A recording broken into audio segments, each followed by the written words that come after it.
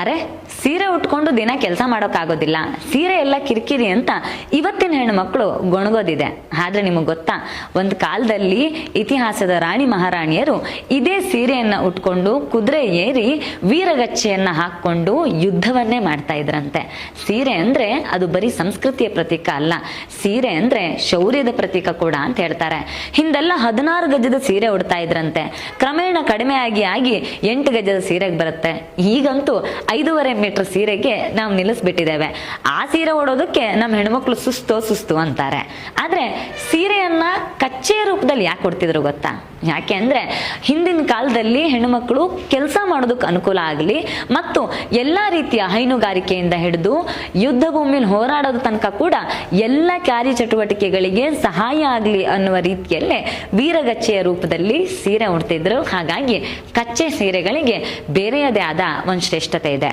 ಹಾಗಾದ್ರೆ ಸೀರೆ ತುಂಬಾ ಹಳೇದಲ್ವಾ, ಔಟ್ಡೇಟೆಡ್ ಅಲ್ವಾ ಕೇಳಿದ್ರೆ, ಯಾವತ್ತಿಗೂ ಔಟ್ಡೇಟೆಡ್ ಆಗದೆ ಇರುವ ಒಂದೇ ಒಂದು ಉಡುಗೆ ಇದ್ರೆ ಅದು ಸೀರೆ. ಸುಮಾರು 5,000 ವರ್ಷಗಳ ಇತಿಹಾಸ ಇದೆ ಅಂತ ಹೇಳ್ತಾರೆ. ಹರಪ್ಪ ನಾಗರಿಕತೆಯ ಉಲ್ಲೇಖಗಳನ್ನು ತೆಗೆದ್ರೆ ಹರಪ್ಪ ನಾಗರಿಕತೆಯಲ್ಲಿ ಕೂಡ ಸೀರೆ ಹುಟ್ಟಿರುವ ಹೆಣ್ಣು ಮಕ್ಕಳ ವಿಗ್ರಹಗಳು ನಮಗೆ ದೊರೆಯೋದಕ್ಕೆ ಸಿಗತ್ತೆ. ಇನ್ನು ಒಂದು ಕಾಲದಲ್ಲಿ ಗ್ರೀಸ್ನವರು ಭಾರತಕ್ಕೆ ಬಂದಾಗ ನಮ್ಮ ಹೆಣ್ಮಕ್ಳು ಸೀರೆ ಉಡೋದನ್ನ ನೋಡಿ, ಅರೆ ಇಷ್ಟು ಉದ್ದ ಇರೋ ಸೀರೆನ ಬೆಳೆಯೋ ಮರ ಎಲ್ಲಾದ್ರೂ ಸಿಗತ್ತಾ ಅಂತ ಹುಡುಕಾಡಿದ್ ಕೂಡ ಇದೆಯಂತೆ. ನಿಮಗೆ ಗೊತ್ತಾ, ಸೀರೆಯ ಬಗ್ಗೆ ಯಜುರ್ವೇದದಲ್ಲಿರುವ ಉಲ್ಲೇಖಗಳನ್ನ ಕೇಳಿದ್ರೆ ನಾವೆಲ್ಲ ಬೆಕ್ಕಸ ಬೆರಗಾಗ್ತೇವೆ. ಹಿಂದೂ ಸಂಪ್ರದಾಯದಲ್ಲಿ ಸೀರೆ ಉಡದೆ ಯಾಗಗಳಲ್ಲಿ ಕುತ್ಕೊಳ್ಬಾರ್ದು ಅಂತ ಯಜುರ್ವೇದ ಉಲ್ಲೇಖಗಳು ಹೇಳ್ತಾ ಇದ್ವಂತೆ. ಹಾಗಾಗಿ ಸೀರೆ ಅನ್ನೋದು ಇತಿಹಾಸ ಮಾತ್ರ ಅಲ್ಲ, ಸೀರೆ ಅನ್ನೋದು ಸಂಸ್ಕೃತಿ ಮಾತ್ರ ಅಲ್ಲ, ಸೀರೆ ಅನ್ನೋದು ನಮ್ಮ ಅಸ್ತಿತ್ವ ಕೂಡ. ಅದಕ್ಕೆ ಹೇಳ್ತಾರೆ, ನಮ್ಮಲ್ಲಿ ಮಹಾಭಾರತದಲ್ಲಿ ದ್ರೌಪದಿಯ ಸೀರೆಯ ಸೆರ್ಗನ್ನ ಎಳೆದಿದ್ದಕ್ಕೇನೆ ಕುರುಕ್ಷೇತ್ರ ನಡೆದು ಬಿಡುತ್ತೆ. ಸೀರೆಯ ಸೆರ್ಗಿಗೆ ನಮ್ಮ ಇತಿಹಾಸ ಅಷ್ಟು ದೊಡ್ಡ ಗೌರವವನ್ನ ಕೊಟ್ಟಿತ್ತು. ಸಾಮಾನ್ಯವಾಗಿ ನಮ್ಮಲ್ಲಿ ಸೀರೆ ಸೆರ್ಗ್ ಹಾಕುವಾಗ ಒಂದು ವಿಶೇಷವಾದ ಪದ್ಧತಿಯನ್ನ ನಾವೆಲ್ಲರೂ ಕೂಡ ಅನುಸರಿಸ್ತೇವೆ. ಸೀರೆ ಸೆರ್ಗನ್ನ ಸುಮ್ಮನೆ ಹಾಕ್ತೀವಿ ಅನ್ಕೊಂಡಿದ್ದೀರಾ?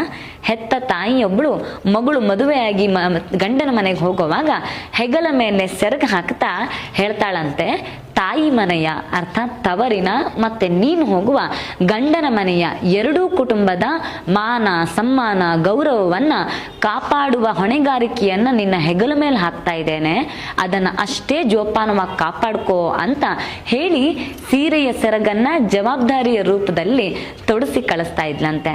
ಸೀರೆ ಅಂದ್ರೆ ನಮ್ಮ ಅಸ್ತಿತ್ವ, ಸುಮ್ಮನೆ ಅಲ್ಲ. ಅದನ್ನ ಬರೀ ಫ್ಯಾಷನ್ನು ಟ್ರೆಂಡು ಅಂತ ಯೋಚನೆ ಮಾಡೋದ್ರ ಬದಲು ನಮ್ಮೆಲ್ಲರ ಜವಾಬ್ದಾರಿ ಅಂತ ಯೋಚನೆ ಮಾಡಬೇಕಿದೆ, ಅದನ್ನ ಪಾಲನೆ ಮಾಡ್ಕೊಂಡು ಬರ್ಬೇಕಿದೆ.